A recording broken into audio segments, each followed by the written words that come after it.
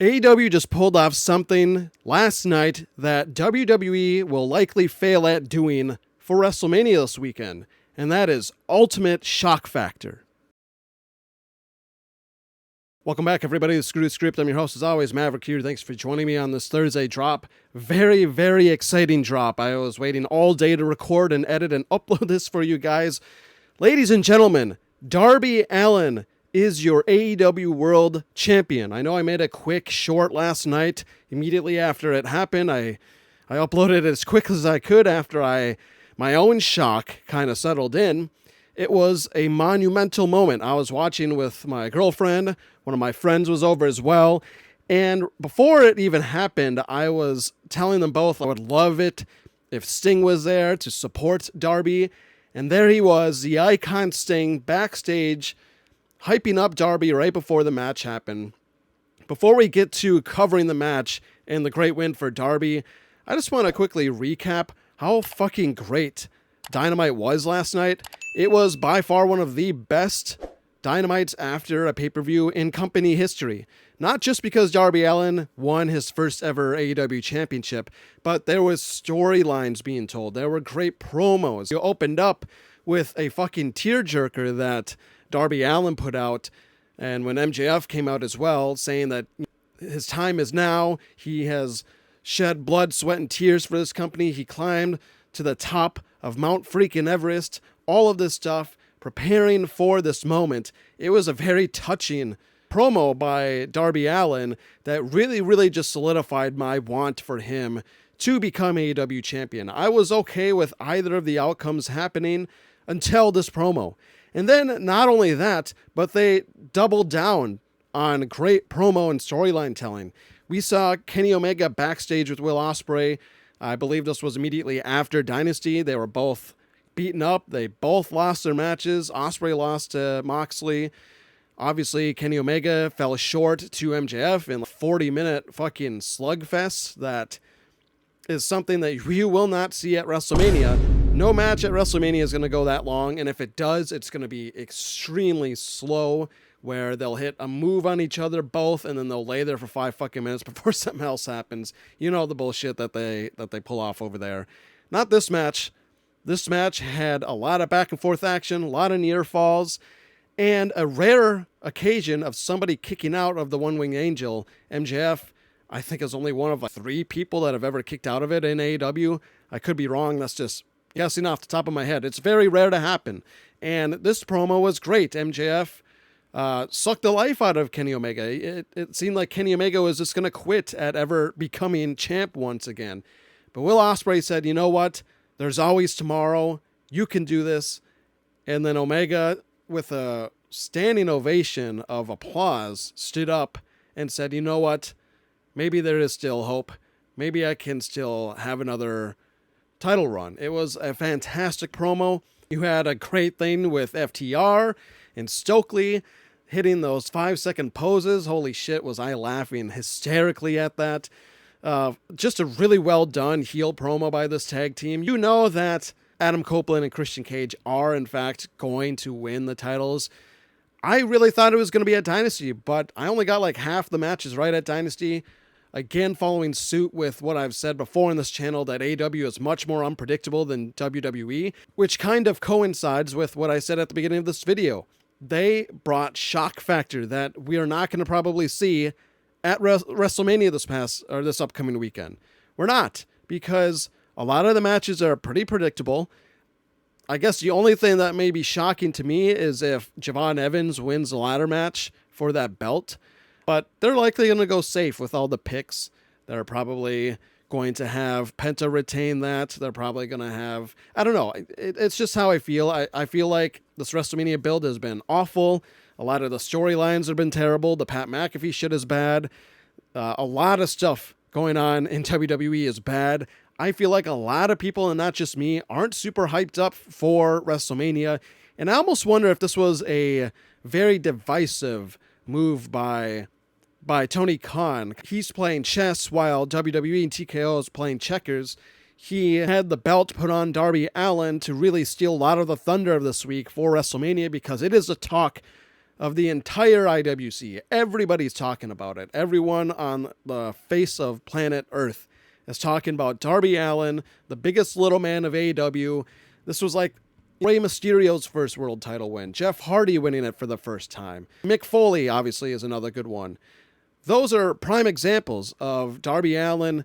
Yes, he's small. I see a lot of people attacking AEW, of course, like the clown from New York saying this was fucking awful. They buried MJF. No, they didn't bury him. I don't agree fully with that. He just had a 40 fucking minute match with Kenny Omega a few days prior to Dynamite. He was saying that his back was hurt. He apparently was not prepared, which I find kind of funny in this day and age with social media. There's no way he didn't know that Darby Allin was the challenger, but it was still a funny bit thinking that Andrade beat him. So, and then the long-term storytelling. I mean, Darby Allin is one of the 4 pillars. He hit 4 coffin drops from all 4 pillars of the ring. He beat him with a headlock takeover. Again, storytelling with MJF. This was beautiful. This was one of the best Dynamites in recent memory. One of the best Dynamite moments in recent memory, I should say. This, is up there with the debut of Sting. Seeing Sting come out to congratulate him after the match, after the rest of the roster did too. It was beautiful. It was a very well-deserved moment for Darby Allin. He is an AEW staple. He is a die-hard day one wrestler for AEW. He ain't ever going anywhere else. AEW gave him life, gave him opportunity when it came knocking for him. You got to remember, Darby Allin was homeless at one point. And I also made an interesting note, and I just want to share with you guys, see if you kind of feel the same way. He looked genuinely shocked. Like he did not realize what had happened. Sometimes in pro wrestling, they call audibles, and they give wrestlers genuine surprises and shocks. I am half wondering if he even was aware that this was going to happen. Maybe he thought that MJF was going to beat him with like a cheap roll-up, dirty pin with his legs on the ropes and get away with the fast one. Maybe that's even what Tony Khan told him. But then MJF and Tony Khan maybe have had a separate conversation and decided to put Darby Allin over for genuine shock and surprise in his face, because that's really how it felt. Either that or Darby Allin can win a fucking Oscar for his performance, because he looked seriously shocked. You got MJF going off on socials. This is going to be a great storyline for AEW going forward. He says, he hit me in the dick. What kind of lowlife does that? What the actual fuck? This will not stand at Tony Khan. Obviously, MJF is going to have a lot of choice words. It could happen as early as tonight on the special collision that is happening. But I just love seeing this crash out by MJF for storyline purposes. Even on his social media here, he's got his name and then the Seattle Screwjob down below. That's hilarious. Even somebody on Reddit pointed out that MJF was wearing the Ric Flair powdered blue color, which was what he was wearing when he dropped the world title to Sting, which was Sting's first win. How poetic, long-term storytelling. AEW gets a lot of shit for no reason about storylines. They are telling perfectly fine storylines, and I may add, better storylines than what we're getting for WrestleMania. Will Ospreay beat Hechicero in a great match. Willow defended against Camille. That one was shocking too. I really thought Camille was going to win. I really thought that we were going to have 2 title changes tonight. I believe Camille does deserve a belt, though. She is phenomenal in the ring. We saw Ciampa beat Desmond Xavier, and then he called out whoever was going to be AEW champ that he's coming for it. So now that we know Darby is champ, Tommaso Ciampa is coming after you, Darby. Be ready. Kevin Knight successfully defended against Claudio, young star, great TNT champ already. This was a great episode of Dynamite. You saw Jericho come out and have an absolutely hilarious segment calling Ricochet bald like 67 times. He got put down by them again, so I guess the storyline is going to continue.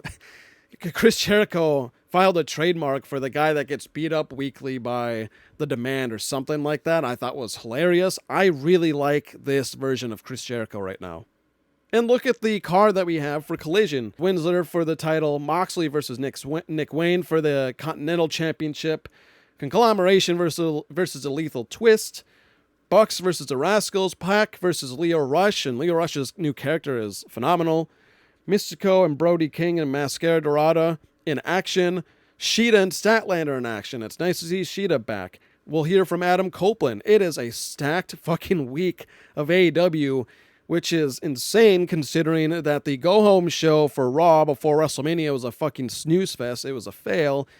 We'll see what happens with SmackDown, but it's just baffling to me that the week of WrestleMania, the grandest stage of them all is what WWE likes to call it, their biggest show of the year, and the other major promotion in America's weekly shows are doing better than your build to WrestleMania.